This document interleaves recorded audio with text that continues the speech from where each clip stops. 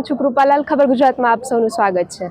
Statue of unity ખાતે જ્યારે ખબર ગુજરાત પહોંચ્યું છે ત્યારે આજે આપણે મુલાકાત લઈશું આરોગ્ય વનની, અને આ ઉપરાંત પણ સ્ટેચ્યુ ઓફ યુનિટી ખાતે વિવિધ જોવાલાયક સ્થળો છે તે તમામને આજે આપણે મુલાકાત લઈશું.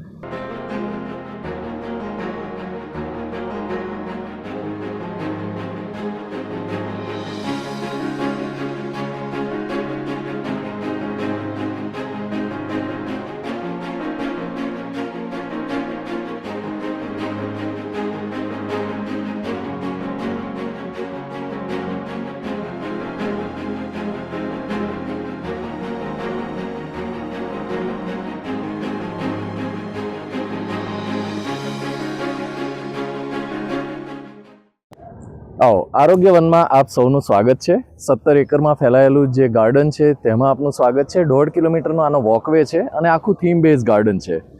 આ જે ગેટ છે એ પણ થીમ બેઝ છે. આપણા ચહેરાના ઉપરના ભાગ જેવો આ ગેટ છે. બંને ઓપનિંગ્સ આંખો જેવા છે. કપાળના ભાગે સૂર્યનું તિલક છે અને 12 સૂર્ય નમસ્કારની મુદ્રાઓ રાખી છે.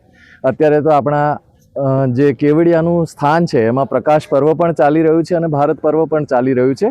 એ સરસ મજાના સમયે તમે અહીંયા પધાર્યા છો એ બદલ આપનો આભાર.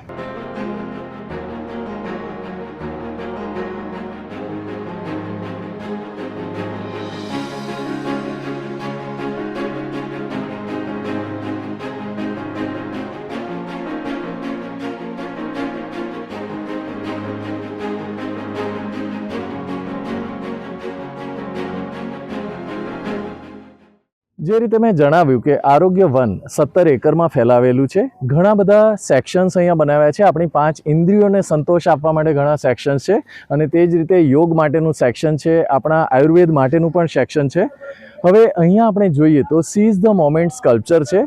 આપણે જે ભાગદોડ ભરી જિંદગી જીવીએ છીએ આધુનિકતાની, એમાંથી યુ ટર્ન લઈને આ આંગળી જે તરફ દિશા નિર્દેશ કરે છે તે પ્રકૃતિ તરફ આપણે પાછા વળીએ તેવો એનો સંદેશ છે.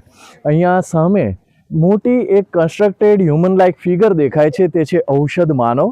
80 બાય 40 મીટરની તે રચના છે. તેમાં 60 પ્રકારની ઔષધિઓ આપણે એવી રીતે વાવી છે કે જે અંગમાં જે રોગ થાય તેને મટાડવા જે ઔષધિની જરૂર પડે તેને પર્ટિક્યુલર તે જ અંગમાં આપણે વાવેલી છે.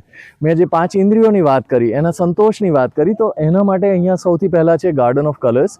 જનરલી એવું થતું હોય છે કે આપણે જ્યારે પણ ગાર્ડનમાં જઈએ તો ફ્લાવર્સ પર ફોકસ કરીએ છીએ. અહીંયા આપણે ફોલિએજ એટલે કે પત્તાઓ પર ફોકસ કર્યું અને રંગબેરંગી પત્તાઓથી એક ફુવારા જેવું સ્ટ્રક્ચર બનાવ્યું છે. જેવી રીતે ગુજરાત વાઇબ્રન્ટ છે તેવા જ વાઇબ્રન્ટ કલર્સથી તેને ભરપૂર બનાવવાની કોશિશ કરી છે અને એ આપણી આંખોને ટ્રીટ આપી રહ્યું છે. આપણી પહેલી ઇન્દ્રિય દ્રષ્ટિ એને સંતોષ આપી રહ્યું છે.